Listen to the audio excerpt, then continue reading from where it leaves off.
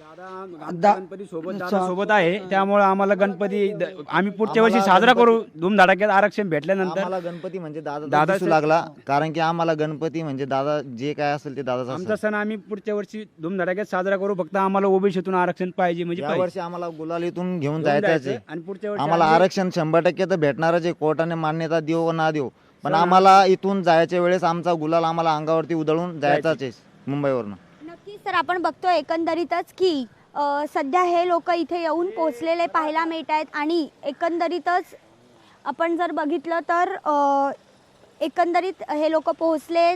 मनोज जरांगे पाटील देखील इथे कोणत्याही क्षणी दाखल होतील अशी माहिती आहे. आज शिवनेरीहून ते निघालेले पाहायला मिळत आहेत. आझाद मैदान आहे समोर, आपण बघू शकतो.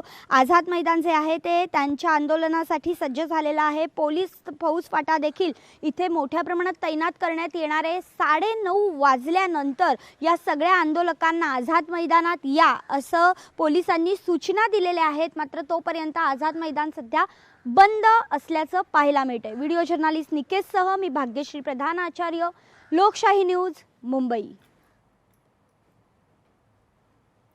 तर मनोज जरांगे यांच्या मोर्चाचा आजचा दुसरा दिवस आहे. जरांगे आज शिवनेरी गडावर जाऊन दर्शन घेणार आहेत. यासोबतच मनोज जरांगे आज आळेफाटा गावी मुक्कामी असतील, तर रात्री उशिरा जरांगे मुंबईत पोहोचण्याची शक्यता आहे.